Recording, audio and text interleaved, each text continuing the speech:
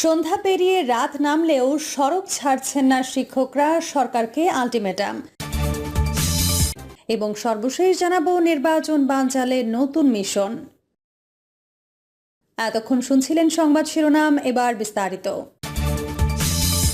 সন্ধ্যা পেরিয়ে রাত নামলেও সড়ক ছাড়ছেন না শিক্ষকরা, সরকারকে আলটিমেটাম। সন্ধ্যা পেরিয়ে রাত নামলেও সড়ক ছাড়ছেন না বেসরকারি এমপিওভুক্ত শিক্ষকরা। 3 দফা দাবি আদায় না হওয়া পর্যন্ত বাড়ি ফিরবেন না বলেও হুঁশিয়ারি দিয়েছেন অনেকে। মঙ্গলবার বিকেল 4টার দিকে কেন্দ্রীয় শহীদ মিনার থেকে মার্চ টু সচিবালয়ে শুরু করেন এমপিওভুক্ত শিক্ষক কর্মচারীরা। তবে হাইকোর্টের মাজার গেটের কাছে আসতে তাদের আটকে দেয় পুলিশ। এরপর এখানেই অবস্থান নেন তারা। এই প্রতিবেদন লেখা পর্যন্ত নিজেদের দাবি পূরণে এখনো অনড় শিক্ষকরা। ফলে দুই পাশে সড়ক বন্ধ থাকায় বিঘ্ন দেখা দিয়েছে যান চলাচলে। একই সঙ্গে দোয়েল চত্বর থেকে সড়ক অবরুদ্ধ থাকায় ভোগান্তিতে পড়েছেন পথচারী চাকরিজীবীরা। কর্মসূচিতে অংশ নেওয়া কয়েকজন শিক্ষকের সঙ্গে কথা হয়, তাদেরই একজন মোহাম্মদ কাউসার। তিনি চাঁদপুরের ফরিদগঞ্জ উপজেলার একটি ফাজিল মাদ্রাসার আরবি প্রভাষক। মার্চ টু সচিবালয় কর্মসূচিতে অংশ নিতে আজই ঢাকায় আসেন। প্রভাষক কাউসার বলেন, গত 3 দিন ধরে আমাদের কর্মবিরতি চলছে। এই কর্মসূচি বাস্তবায়নে আমরা শিক্ষকরা ধাপে ধাপে আসছি। দাবি আদায় না হওয়া পর্যন্ত আমরা এভাবেই অবস্থান করব। শুধু ঢাকায় নয়, আমাদের নিজ নিজ প্রতিষ্ঠানেও শিক্ষার্থীদের নিয়ে মানববন্ধন করেছি। তবে শিক্ষক নেতারা সরতে না বললে আমরা এখানেই থাকব। দাবি না আদায় হলে বাড়ি ফিরব না ইনশাল্লাহ।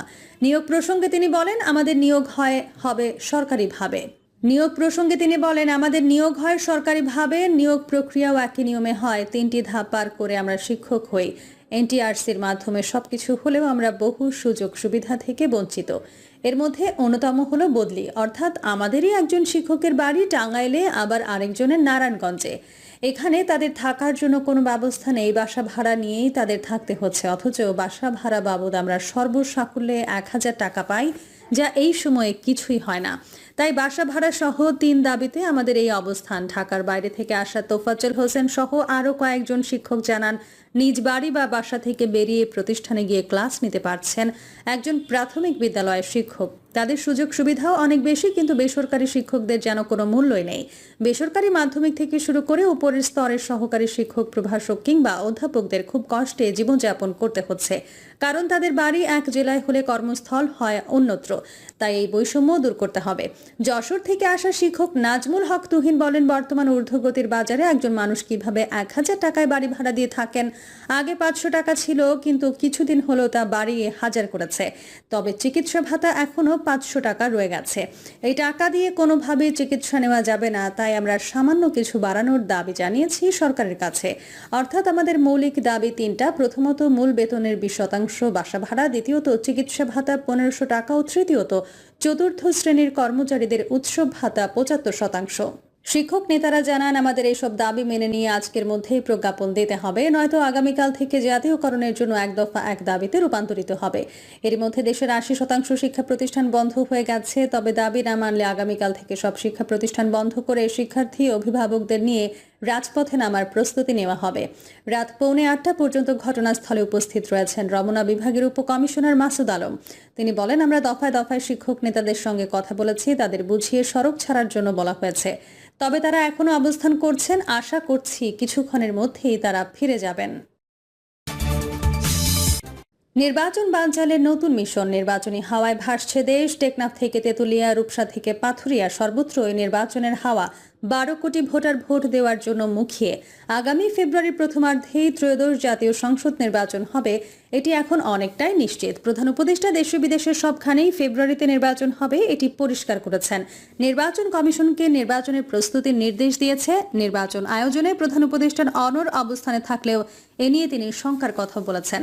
প্রধান উপদেষ্টা ডক্টর মোহাম্মদ ইউনূস সম্প্রতি জাতিসংঘে তার বক্তব্যে 2026 সালের ফেব্রুয়ারিতে নির্বাচন অনুষ্ঠানের প্রতিশ্রুতি পুনর্ব্যক্ত করলেও নিউ ইয়র্কে মানবাধিকার কর্মীদের সঙ্গে বৈঠকে তিনি এক সতর্ক বার্তাও দিয়েছেন। তিনি বলেছেন, কিছু শক্তি দৃঢ় প্রতিজ্ঞ যে নির্বাচন যেন অনুষ্ঠিত না হয়।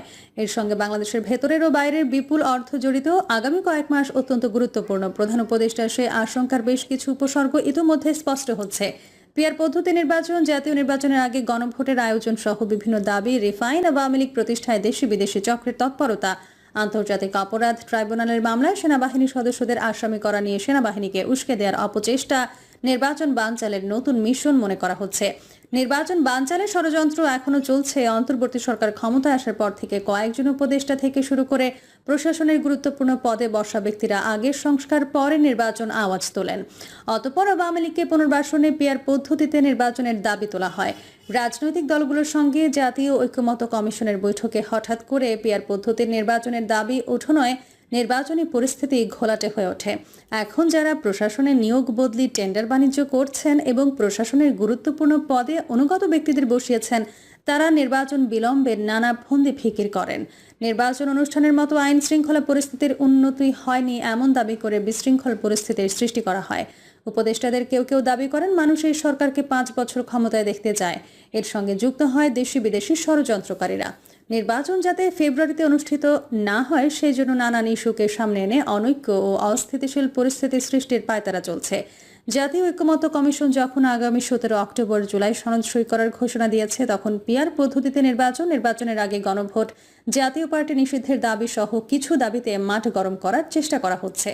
রাজনৈতিক বিশ্লেষকদের অনেকেই বলেছেন, জুলাই সনদ বাস্তবায়ন নিয়ে জামায়াতে ইসলামী যে আন্দোলন শুরু করেছে তা নির্বাচন বানচালের এক ষড়যন্ত্রের নামান্তর। জাতীয় ঐক্যমত্য কমিশনের সংলাপের শেষ দিকে জুলাই সনদ বাস্তবায়নের পদ্ধতি নিয়ে প্রথমে রাজনৈতিক দলগুলোর মধ্যে দূরত্ব সৃষ্টি করা হয়। সে সময় জামায়াতে ইসলামীর পিআর পদ্ধতিতে নির্বাচনের দাবিতে সোচ্চার হয়ে ওঠে। এই পিআর পদ্ধতি নির্বাচনের দাবি কার্যত দিল্লির এজেন্ডা বাস্তবায়নের নামান্তর।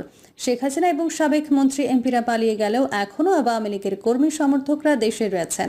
ধারণা করা হয় এই সংখ্যা বর্তমান ভোটারের 20% থেকে 25%। পিআর পদ্ধতি নির্বাচনে অন্য ব্যানারে আওয়ামী লীগ ভোট করে 20% ভোট পেলে এমনিতেই 60টি আসন পাবে। ভারতের এই নীল নকশার ফাঁদে পা দিয়ে জামায়াত ইসলামী আন্দোলনের মতো দলগুলো পিআর পদ্ধতি নির্বাচনের দাবিতে মাঠ গরম করার চেষ্টা করে। কিন্তু পিআর পদ্ধতিতে ভোট হবে না নির্বাচন কমিশন জানিয়ে দেয়ায় এখন জামায়াত পিআর ইস্যু থেকে কিছুটা সরে এসেছে। এখন দলটি জাতীয় নির্বাচনের আগে অর্থাৎ আগামী নভেম্বরের মধ্যে গণভোটের দাবি নিয়ে সোচ্চার হয়েছে। এটি ফেব্রুয়ারি নির্বাচনকে বানচালের নতুন মিশন বলে রাজনৈতিক বিশ্লেষকগণ মনে করেন। রাজনৈতিক বিশ্লেষক ডক্টর জাহিদুর রহমান ইনকিলাবকে বলেন, আগামী নির্বাচনকে পেছানোর জন্য জামায়াত ইসলামী সেই শুরু থেকে নানাভাবে চেষ্টা করে যাচ্ছে। কারণ জামায়াত এবং অন্যান্য নামে মাত্র কয়েকটি দল বর্তমান অন্তর্বর্তী সরকারের সময় যে ক্ষমতা ভোগ করছে তা তারা দ্রুত হারাতে চায় না। এজন্য তারা কখনো পিআর কখনো জুলাই সনদ বাস্তবায়নের দাবি নিয়ে অনৈক্য ও অস্থিরতা সৃষ্টির পায়তারা করছে। এতদিন জুলাই সনদ বাস্তবায়ন ও পিআর পদ্ধতি নির্বাচনের দাবিতে সোচ্চার ছিল। এখন যখন জুলাই সনদ বাস্তবায়নে গণভোট আয়োজনের বিষয়ে সব দল একমত হয়েছে, তখন তারা নতুন দাবি নিয়ে হাজির হচ্ছে। এখন তাদের দাবি হচ্ছে সংসদ নির্বাচনের আগে নভেম্বরের মধ্যে গণভোট করতে হবে, যে দাবি আদৌ পূরণ হওয়ার মতো নয়। একটা ভোট করতে রাষ্ট্রের অনেক টাকা খরচ হয়, সেটা এই মুহূর্তে করা কিছুতেই সম্ভব নয়। এসব বিষয় মাথায় রেখে আগামী সংসদ নির্বাচনের সাথে গণভোট করার সিদ্ধান্তই প্রায় চূড়ান্ত। এই অবস্থায় জামায়াতে ইসলামীর নভেম্বরে গণভোট আয়োজনের যে দাবি তা একটা অনাকাঙ্ক্ষিত পরিস্থিতি সৃষ্টির পায়তারা বলেই মনে হয়। এদিকে জামায়াতে ইসলামী নভেম্বরে গণভোট চেয়ে নির্বাচন কমিশনের কাছে লিখিত প্রস্তাব দিয়েছে। গতকাল আগারগাঁওয়ে নির্বাচন ভবনে নির্বাচন কমিশনের সঙ্গে বৈঠক করে জামায়াতে প্রস্তাব দিয়েছে। বৈঠক শেষে জামায়াতে ইসলামের নায়েবে আমির ডক্টর সৈয়দ আব্দুল্লাহ মোহাম্মদ তাহের বলেন, আমরা বলেছি গণভোট আলাদা হতে হবে, কারণ দুটি বিষয়। একটা হচ্ছে আমাদের কতগুলো রিফর্মস আছে, এটা ইলেকশন যখন হোক, ইলেকশন যেভাবে হোক, তার বাইরে একটা জাতির জন্য একটা স্থায়ী রিফর্মসের বিষয়। যেহেতু এটা একটা আলাদা গুরুত্বপূর্ণ বিষয়, আলাদা গণভোটের মাধ্যমেই এটার উপর মত গ্রহণ করা উচিত। এটা আমরা জোর দিয়ে বলেছি। এক্ষেত্রে যে প্রস্তুতি দরকার আমরা রিকোয়েস্ট করেছি, যদি ন্যাশনালি সিদ্ধান্তটি হয় সেটা আলাদাভাবে হবে, যেটা আমরা চাচ্ছি। কোনো কারণে ইলেকশন যদি কোনো জায়গায় স্থগিত হয়ে যায়, তাহলে এটা স্থগিত হয়ে যাবে, মানে কোনো রেজাল্ট আসবে না। কিন্তু দুটি একেবারে ভিন্ন নেচার। একটা হচ্ছে জাতীয় নির্বাচন জনপ্রতিনিধি করার জন্য, আর এজন্য সবার জন্য একটা রিফর্ম জরুরি। যেহেতু নেচার ভিন্ন, আমরা স্পষ্ট সরকারকে বলেছি, কমিশনকে বলেছি। প্রিয় দর্শক, এই ছিল এখনকার সর্বশেষ সংবাদ। আপডেট সব সংবাদ পেতে চ্যানেলটি সাবস্ক্রাইব করে বেল আইকনটি ক্লিক করে রাখুন।